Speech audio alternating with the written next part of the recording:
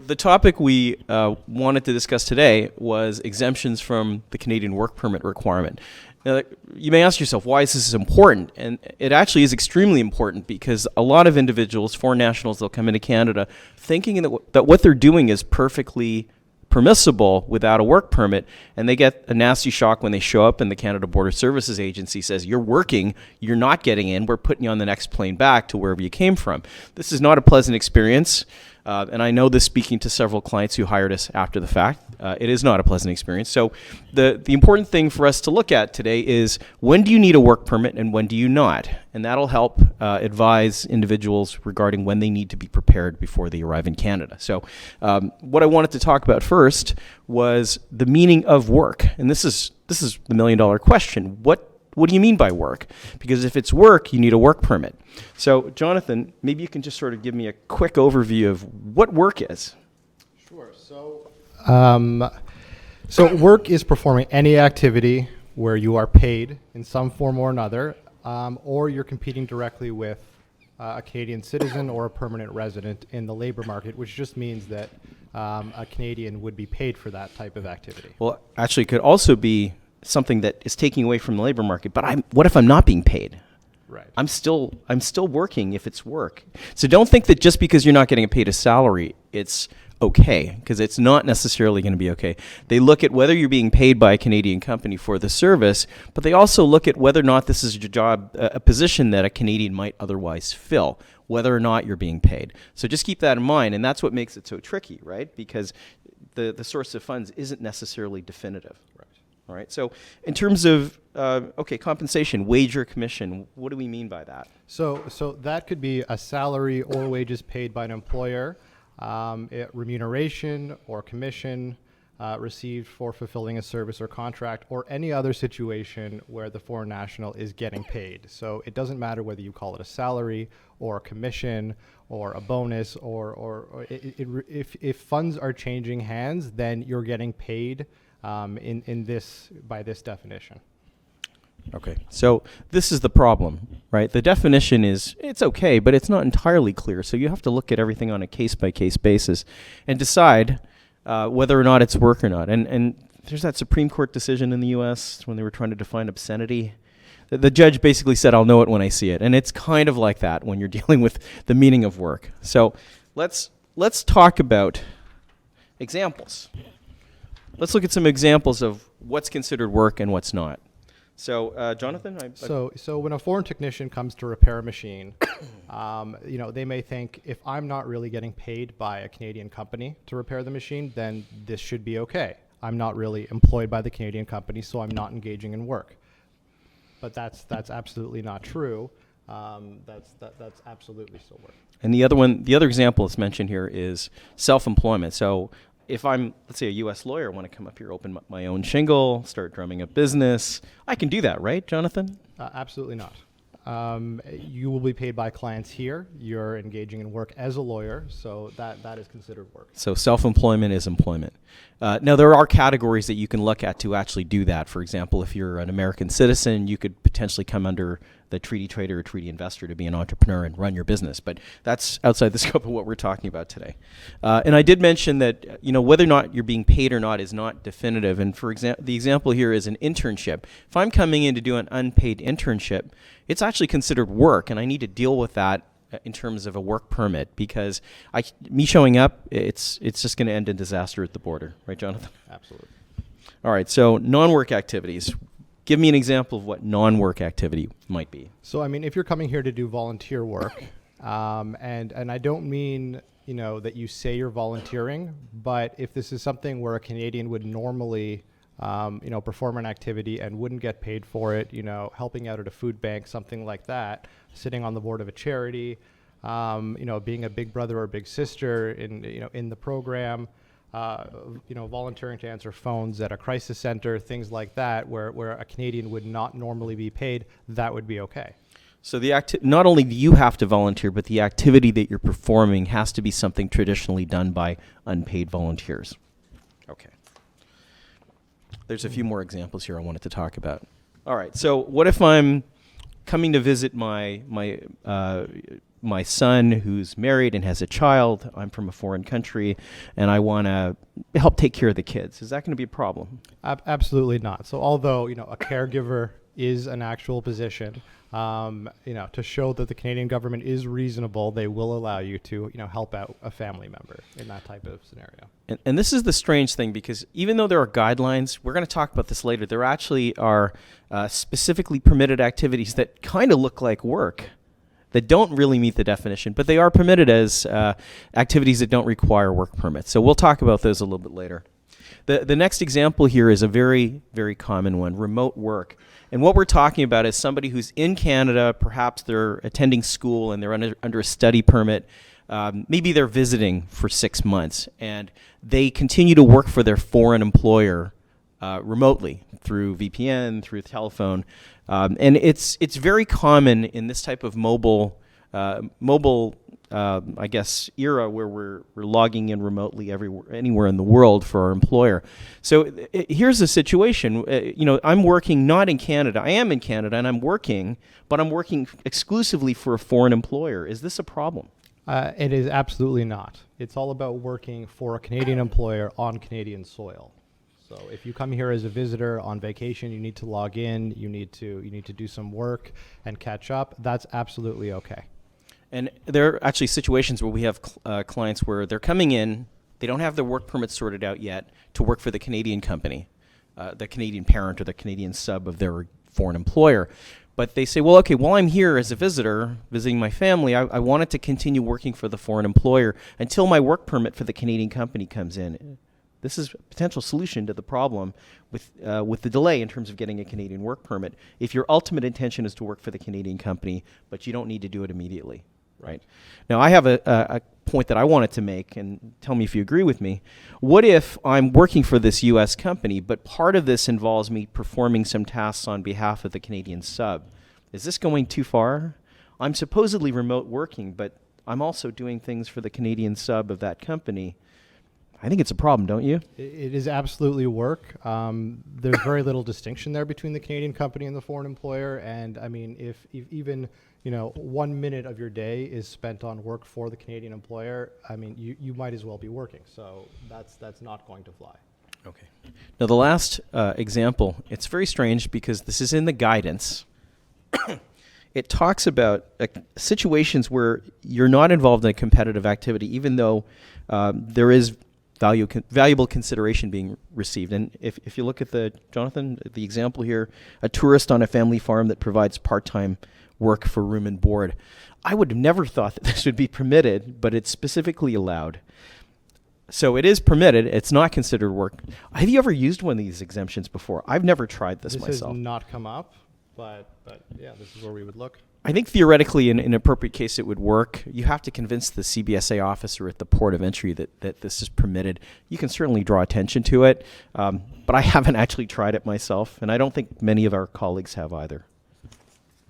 Okay, so as I mentioned, even though the general guidelines talk about what's work and what's not, there are specifically permitted activities listed in the regulations, and some of these really do look like work.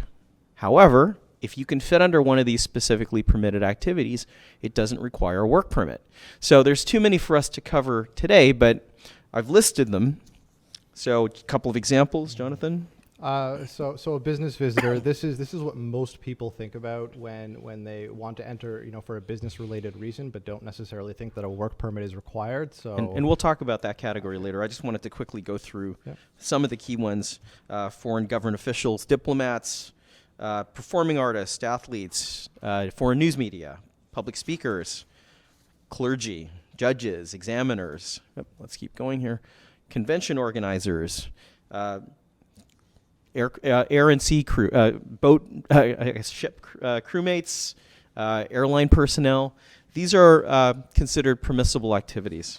There's a few more actually: off-campus work, short-term work permit exemption, and the longer-term work permit exemption for researchers. We're going to cover the most, I guess, commonly encountered ones. There's just far too many to do in the time that we have.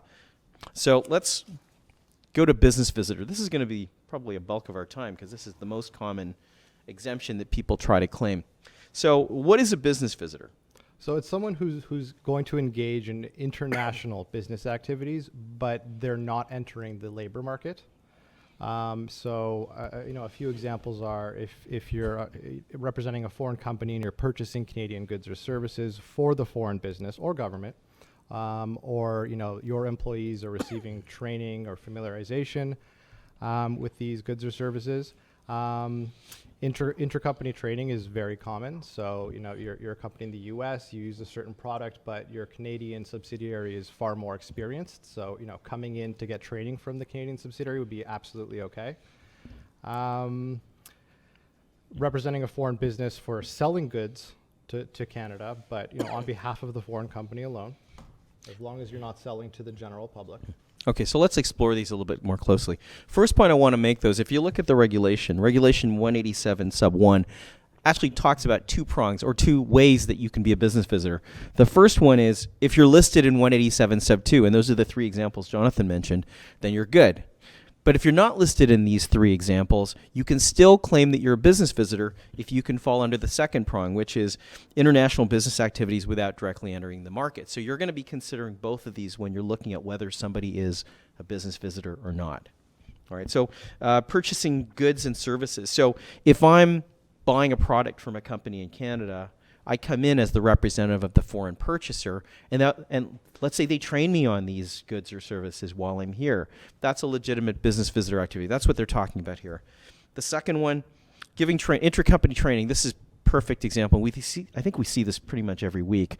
You'll have a company that's got a sub, let's say your parent in the US, and they're saying, we need to bring our guys up because we're going to train them on specific technology or enterprise systems that are unique to our company, and we do the training here, even though they're in the US. This is specifically permitted on the Canadian side. US, not as clear, but in Canada, the guidance is pretty clear that this is allowed.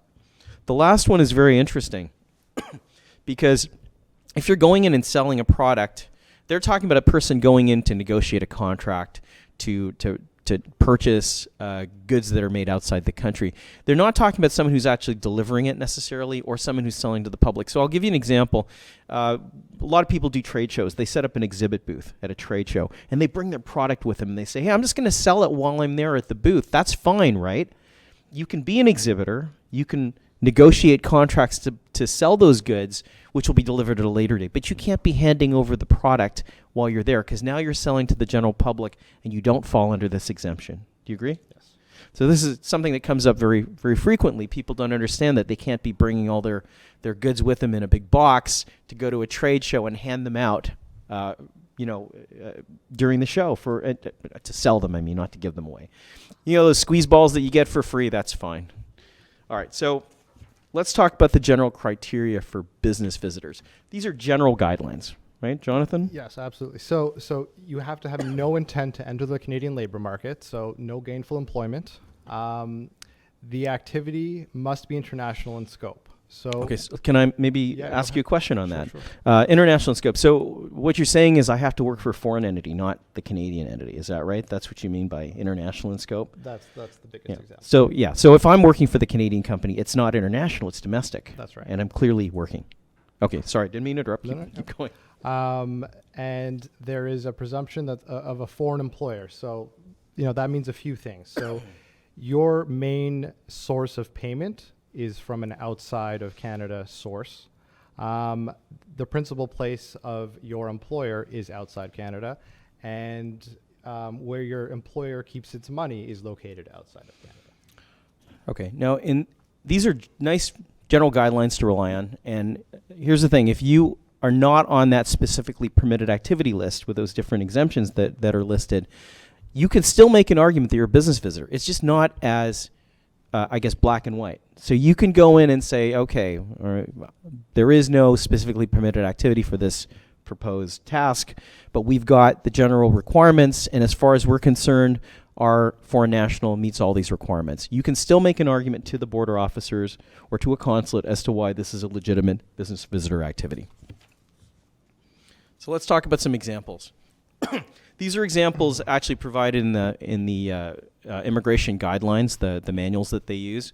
So one example of what's not work and one example of what is work. So, Jonathan, maybe you could talk about the first one. Sure. So a U.S.-based company, and they don't have a subsidiary, affiliate, or parent company in Canada. They send their employees with their equipment to take readings in Canada, and then they don't do anything else before returning to the U.S. and then they produce something with those readings, such as a marine map. So what's important here is that there's no Canadian company that is paying them to do this. This is their activity in the United States, and their only connection to Canada was the need to take these readings. Since the U.S. company is the primary beneficiary of these activities, they would be business visitors. And so there's really no position in Canada, essentially, Absolutely that would be otherwise filled by a Canadian worker. All right, so the example of someone that is engaged in work, and this comes up very often. The example given is an architectural firm. Let's say an American architectural firm gets hired to work on Air Canada Centre for some redesign. And they come in, they need to bring their architects in to do some on-site work. They may think, oh, well, most of the work's being done from outside the country.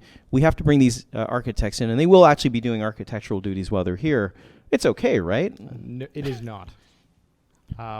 They are taking the place of a Canadian architect who could be doing the exact same work and who would be paid for that type of work. Now, there is a slightly different fact situation that might be a legitimate visitor activity. What if this company is hired by Air Canada Centre to provide architectural services, and all of it's being done in the U.S., and this architect is coming in merely to monitor or gather information relating to the project and come back, take that information and use it when they're working in the United States? Would that change the scenario? It would. It's a bit more complicated, and it would need to be explained very carefully to the Canada Border Services Agency, but that would be permitted.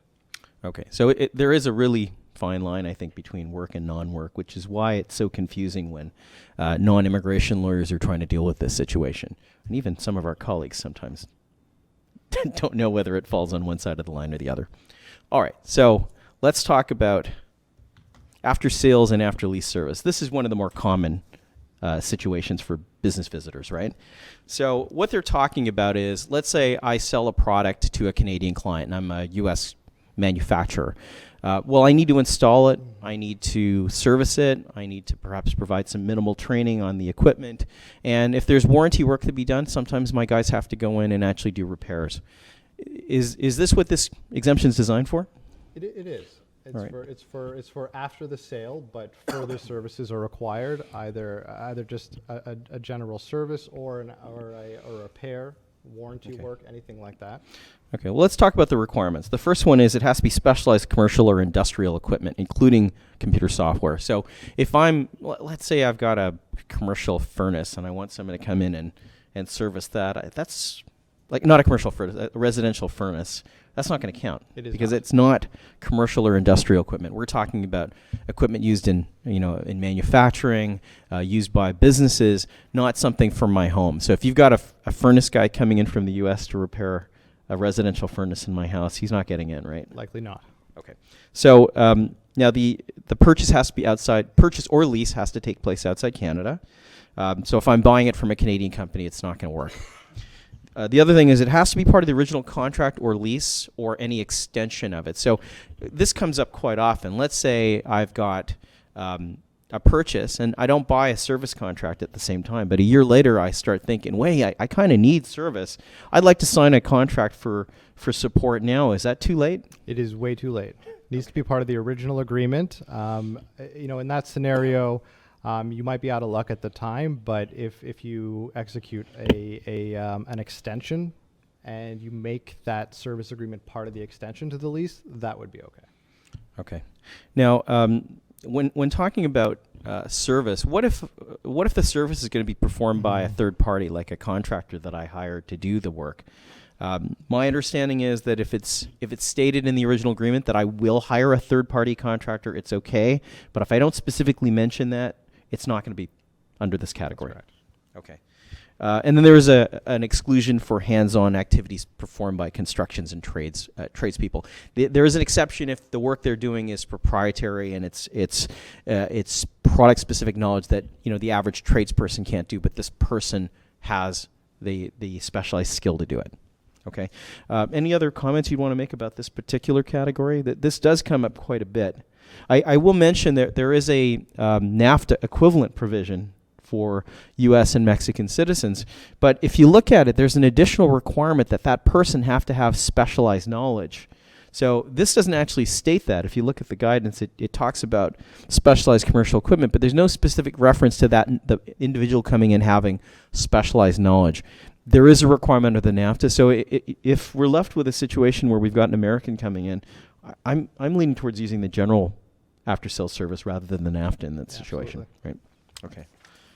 So let's talk about some other specifically recognized activities in the guidance. Jonathan, did you want to talk about this? Sure. So, attending a board of directors meeting, even if you are paid for that's okay. Personal servants, so a U.S. citizen who's coming to Canada for a short period of time, if they bring their nanny with them, that's absolutely okay. The second that you do extend your stay, and you're not suddenly a short-term temporary resident, then your nanny will need some sort of work authorization. Now, there's no specific time limit for this, but I mean, I imagine if I'm coming in for 2 weeks, as a business visitor, I bring my nanny with me. That's okay. That's absolutely okay. But where do you draw the line? And I don't even know the answer. I'm asking you because I don't think there is a clear answer on this. I think the default when you come in as a visitor is typically 6 months unless they limit you with a visitor record. I don't know if I'd say that 6 months is where the cutoff is. It sounds like that might be what they're looking at because they're talking about an extension afterwards. So I don't want to guarantee anything, but if you come in potentially for up to 6 months, maybe you're still under this guideline for your personal servant? You might be able to do it for longer. What they're going to look at is, are you, predominantly employed outside Canada? And that's really the litmus test is, as soon as that changes and you're taking up some work inside Canada, you're not that temporary anymore. And that's where they would definitely draw the line. But so if your employer is no longer temporarily in Canada to the extent that they're predominantly here, this is gone. This is gone. Okay. All right. And what do you do in that situation? I mean, I think getting a work permit for a personal servant is going to be difficult at that point. It'll be a low-wage LMIA or some difficult-to-use category. Yeah. All right. So this next example, I really like this one because we use this a lot. What if, for example, I'm a representative of a U.S. company, and we hire a Canadian company to sell us goods or to provide us with services. Okay, now I want to come in and deal with these individuals who I've retained, and I'm paying the money. I've got guidelines for what they have to do. Am I allowed to come in and keep an eye on things and meet with them and make sure they do things properly? You absolutely are for up to 2 years. You're allowed to make sure that you or your company are getting what you pay for. Because you've contracted a Canadian company or person to provide services, they recognize that you are trying to keep everything on side, so they do give you leeway in supervising that. So this is actually quite useful. I mean, we've got situations where an individual wants to come in and they're going to be here for a really long time. They're working with a business partner that they've hired to provide services in Canada. This individual could stay up to 2 years under this exemption. So this is pretty substantial. The one point I wanted to make, though, is in terms of this individual coming in, they have to continue to be the representative of the foreign company. The minute they start doing work for the Canadian entity or on behalf of the Canadian entity, this doesn't work anymore, right? It is limited involvement. Okay, so to be there as a representative of the foreign client, you can be here up to 2 years for that purpose. All right, so the last exemption, if you're in the film industry, film producers basically employed by foreign companies for foreign-funded commercial or film, it's permitted. So if I'm, let's say Netflix comes in and they want to do a commercial or an ad on location, it seems like that's fine, right? It is, but for very limited personnel. So we're talking about, actors, directors, technicians. Yeah, the term is essential personnel, critical to the project itself. That's right. Okay. All right, let's keep going. Performing artists. Quite often you'll have this situation come up if you're involved in the entertainment industry.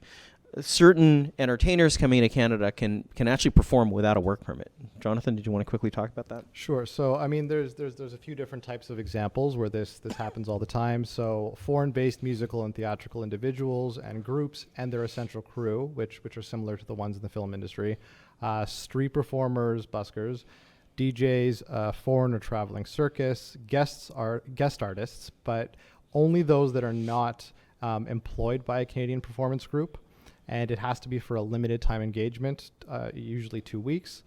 Those employed with the WWE and related groups. I'm sure there was some lobby group that made sure they were added to the guidance, but and persons performing at a private event for a time limited engagement. So okay, so if I'm a wedding singer, I can do it. Bar mitzvah singer doesn't matter. Okay, and if I'm playing at a nightclub, for a week, that's okay. I mean, the more time limited, the better. Yeah. Air show performers as well. Let's keep going. Then I'll make a couple of comments. Artists working or attending a showcase or workshop. So I'm coming in to promote my talents. I'm going to perform, but perhaps I'm going to perform for free just to show off my ability. Maybe I'm judging a competition. If it's less than 5 days, it's fine. Calgary Stampede. Can I come in and compete in the Calgary Stampede? You can. Okay. This provision is solely for Alberta.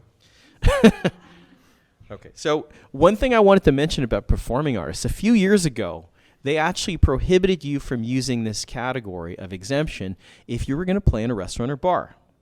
And this is a real problem because what if I'm a comedian and I'm performing at Yuck Yucks? I mean, people are coming primarily to see the performances, but they do serve food and alcohol. So that's like right on the line. And the question is, am I going to get in or not? And it wasn't really clear, but they've actually gotten rid of that restriction. So even if I'm going in to play at a bar for a week or a few days, it's no longer prohibited. So that doesn't require a work permit anymore. So I just wanted to give you a little bit of the background on this. It used to be much more restrictive than it is now. Okay, so let's move on to the next one. Athletes. What if I'm coming to compete in a competition? Maybe, Jonathan, you can talk about that? Yeah, no, that's absolutely okay. So, any sports-related events, whether you're an individual participant or you're part of an amateur team, that's absolutely okay. It does extend to foreign coaches and trainers of foreign athletes. And other essential members of the team, so likely health professionals, things like that. Now they do actually make a distinction between professional athletes and amateur athletes. If it's a professional athlete, you can't be going into work for a Canadian team. But if it's an amateur athlete, you can actually go and compete on behalf of a Canadian amateur team. So they do make a distinction between those two types of categories. Any further comments or?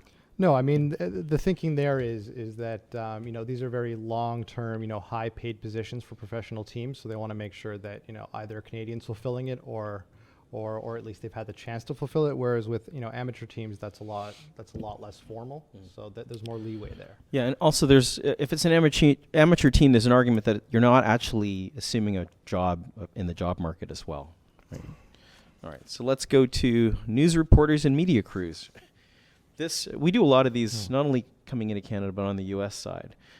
So, Jonathan, maybe you could make a couple of comments about that? Sure. So, reporters and the crews coming to report on events. So, that does not mean taking up a position with CBC. That means that you're here to cover a federal election. Yeah. So, a mobile news crew coming up from New York, for example. Yeah, that's absolutely okay. Journalist, print, broadcast, internet news service providers, as long as that company is not Canadian. So as you said, if I go to work for the CBC, I need a work permit. Yeah. All right. And what about foreign bureau chiefs or correspondents? I mean, we'll have Associated Press will set somebody up in Ottawa, and they'll actually live here, but they'll be the representative of the Associated Press in Ottawa. Right. That's okay, right? All right. So that's the next example about a foreign news company that's with a resident individual. Now, the last one. I had to mention it because it's in the guidance. The Goodyear blimp. Okay. The crew on the blimp are clearly going to be flight crew. They're fine.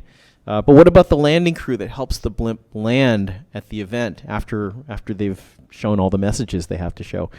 Looks like we're fine, right? Yeah. Okay. So I know that blimp landing crews are breathing a sigh of relief right now because they know they're going to be fine.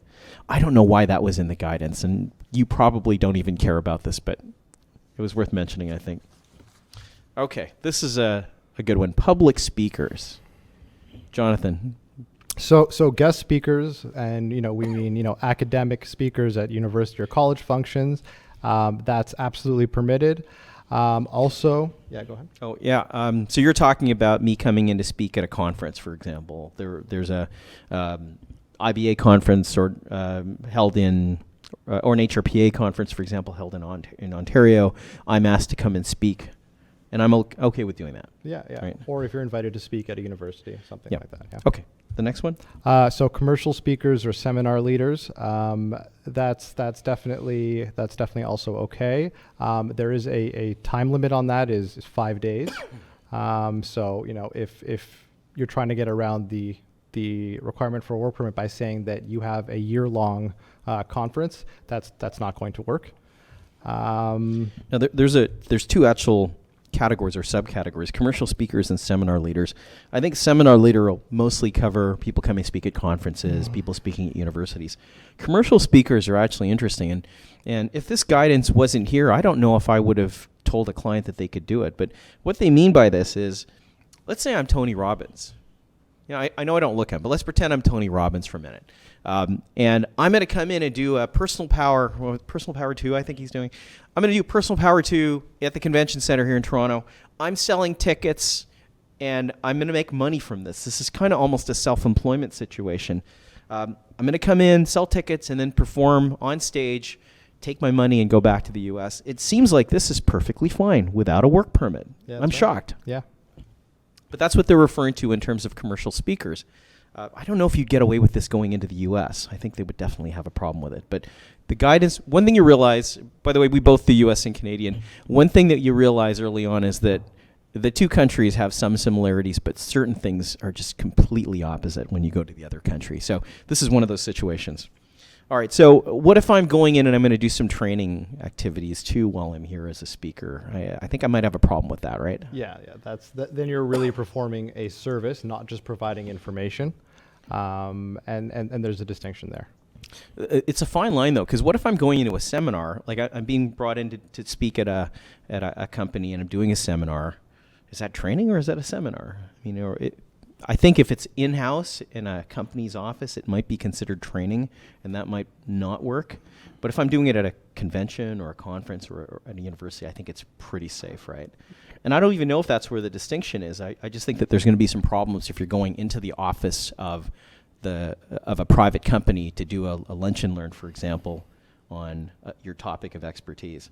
There is no black and white for this, but that one worries me a little bit. What do you think? It's all about how you frame it, so don't use the word training, generally. Okay. Yeah, they don't like the word training. All right, so the next exemption for convention organizers. So let's say I'm the American Bar Association, and I'm organizing a conference here. I can do that, right? I can bring my conference people in. We can sign contracts with the convention center. We can book hotel blocks.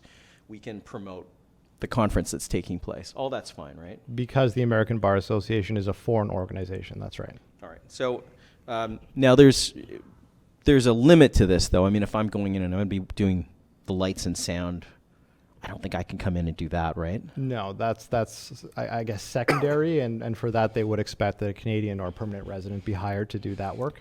Yeah, so this extends to organizers of the conference, individuals that are actually putting it together, not the hands-on technicians who are going to be hired. They expect you to hire Canadian companies to perform these services. That's right.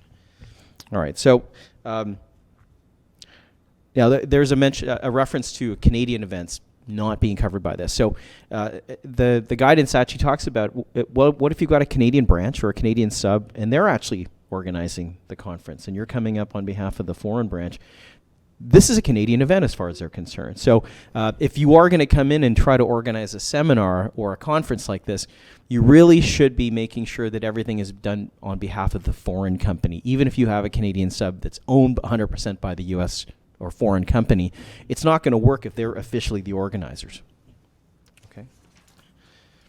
This one, it's not, we don't have a lot to talk about, but I wanted to mention it because it does come up. If I'm an expert witness or an investigator and I'm involved in a trial, for example, I'm gathering evidence and my report's going to be used for a litigation matter, or if I'm going to be testifying, I think I'm okay with this, right? I don't require a work permit for this. No. I mean, if you engage, a foreign psychologist who needs to give evidence at a trial, that person is an expert in that area, that's absolutely okay. Okay. Emergency service providers. All right. Maybe you can briefly talk about this. Sure. So, I mean, think about the Quebec ice storm a few years back. If there are companies in the U.S. that need to come and help out, that would definitely be okay under this exemption. So it's really about in times of emergency. Those are kind of the buzzwords. It should be preserving, aimed at preserving life and property. So a couple key points. It's usually the result of a natural disaster, so flood, tornado, earthquake, fire, ice storm. The result of an industrial or commercial accident threatening the environment. So, maybe a leak at a nuclear facility or a biohazard waste leak, something like that. Or a medical emergency where, someone would be coming in to save a life, one or more. Okay, so this is a pretty broad category. So whenever there is a disaster of some kind, let's say emergency workers come across the border from Buffalo to help out, fire crews, paramedics, things like that. Generally, it's fine. They're not going to make you get a work permit at the port of entry. We will accept your help. All right.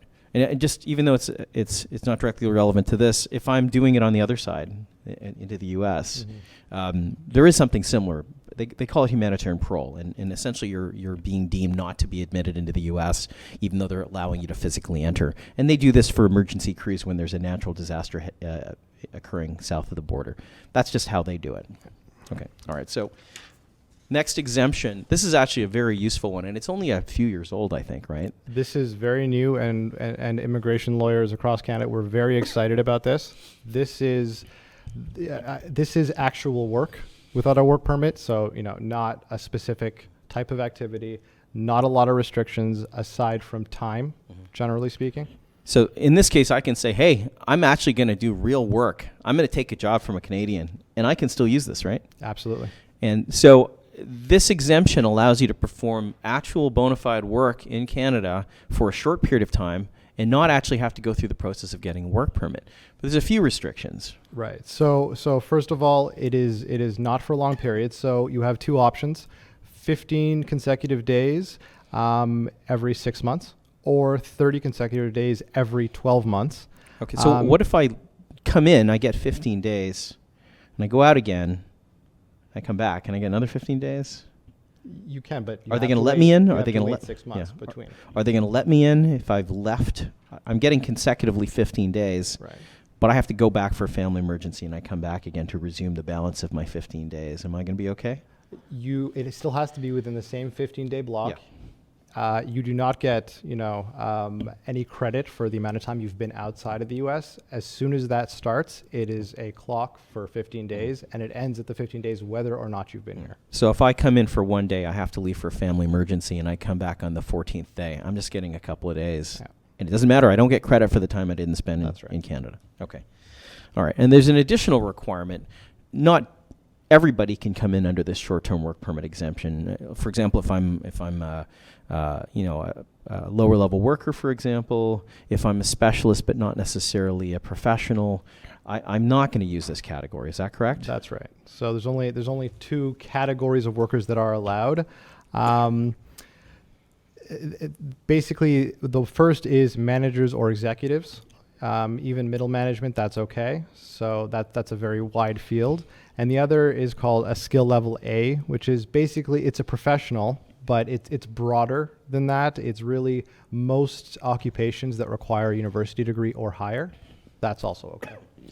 Okay, so if you're wondering whether a specific occupation is NOC 0 or A, you have to go to what's known as the National Occupational Classification, and it's published by Employment Social Development Employment and Social Development Canada, and it's got a list of every job known to exist as far as the government's concerned. The U.S. equivalent's called the Occupational Outlook Handbook. So you go to that. It is available online. You look at the National Occupational Classification, and you look at the occupation that you think this person falls under. And there's something called the Noc Matrix. It's a chart that you can also access, which lists the occupations that are considered to skill type 0, Noc level A, Noc level B, and lower. Noc level B is essentially someone that requires maybe a post-secondary diploma or an apprenticeship, not necessarily a bachelor degree for entry into the field. So an engineer would be Noc level A because you need an engineering degree to start in the occupation, right? So, and in managerial, you have to look at the Noc 0 occupations, but anyone who's performing, more middle to senior level managerial duties will probably fall under that. You have to use some artistic license when you're choosing the appropriate category. In some cases, an individual may fall potentially under 2. One of them is Noc level B, one is A, and they're both legitimate. You can, this is where good lawyering comes in, you could actually argue successfully that this person is Noc A, and they can come in for this. That's right. So I've got a question though. What if I'm going to apply for a work permit later, but I don't have my documents yet? Let's say I'm coming in from the U.S. and I want to apply for a NAFTA professional work permit, but my employer doesn't have the material I need yet. I can't get my reference letters. I can't get my transcripts, but I need to go today. After that, I'll come back and I'll get my work permit. There's nothing that prohibits me from using this short-term work permit exemption as an interim solution while they're working on the work permit itself, right? It is a good bridge. All right. And we will do this quite often in situations where the need to travel to Canada is urgent, but we just don't have the documentation to prepare a proper work permit application, right? So, and then you'll have situations actually as well. What if I've got a company that needs to come up and provide support, and their support people do qualify under the short-term work permit exemption, but they're going to be coming up regularly. There's going to be multiple clients that they need to service to perform technical work for. What I've sometimes said is, well, look, if you've got a team of people, let's say 10 of them, maybe you can rotate them, right? So bring this guy in, he gets 15 days every 6 months. If you need to send someone else in, grab the other guy, send him down so he'll use his one-time exemption in the 6-month period. And by the time you're back to 6 months, the first guy is now reset and he's able to claim another 15 days. This doesn't always work. It depends on how many people you have that are eligible to go and service those clients in Canada. But sometimes it will work and you don't actually have to get a work permit for anybody. But if you do, there are work permit options for some people. That maybe some of the members of the team who need to go more frequently could apply for those. And the remaining individuals, you could rotate through, and they won't need to get a work permit after all. Right there. All right, so there's one more exemption that we wanted to talk about. This one's a little more limited. It's for researchers. Jonathan, did you want to talk about it briefly? Sure. So this is an exemption for up to 120 consecutive calendar days, once every 12 months. So that's the only option. There isn't a shorter and a longer option. It's for researchers only. You have an offer from a publicly funded degree granting institution at the college or university level, or an affiliated research institution. You are actually significantly involved. You are not a support personnel. You are not admin. You are actually contributing to the output of this research project. And you have to show some sort of confirmation from the institution that talks about the details of the work and outlining how long it will take. Okay, there's a reference to affiliated organizations. So if I'm coming in and I'm going to be researching not for the university itself, but some research think tank, and it's closely working with U of T, I'm still okay, right? That's okay, yeah. All right, and what if I'm trying to determine if I'm a key critical person in this research to the point where I can satisfy this requirement? What do they look at? So they're going to look at your academic record, and I don't mean your grades, but the output of your research to date. Are you an expert in the field? So the typical thing we'd want to show in this scenario is maybe a list of your publications, something like that, just to show that you're well recognized, well published. And that the position is, for someone with the type of expertise that you have. Yeah. So basically, if I'm Albert Einstein, but I'm coming in to work on a project that doesn't not really require skills of my caliber, I might have a problem. Likely. Right. All right. And when you're looking at the kind of credentials, I mean, just examples, it's similar to, I guess, you look at it in O1 for the United States. You're looking at, significant contributions to the field in published journals, things like that, maybe extensive education in the field, recognition by your peers, that type of thing, right? So if you have an individual who you need to bring in for this research type position, make sure you document their I guess, critical role in the project itself. Mm-hmm. Right. And we're actually at the end of our presentation. We've got time for questions, but I'm wondering maybe we could just very quickly talk about what if they tell me I need a work permit? I mean, maybe there's a couple things that we can look at first. For example, I'm with a multinational company, or if I'm a professional like a computer guy. What categories would you look at first? So, I mean, very quickly, there's, the intercompany transfer. So you're going to be transferring from, a foreign affiliate or parent company or subsidiary to the Canadian affiliate. That's likely okay. I mean, there are a lot of requirements there, but, Well, yeah, I mean, we can very briefly talk about them. It's similar to the L1 category in the United States. You've got to have 1 year of employment abroad with the foreign company prior to the transfer. You have to actually still be employed by that company at the time of the transfer. You have to be transferring to a related entity of the foreign employer, so parent, subsidiary, branch office, affiliate. And the position you held in the foreign country has to be executive manager or specialized knowledge. Proposed position has to be the same. Right? Any other requirements? Did I miss anything? No, that's about right. Okay. All right.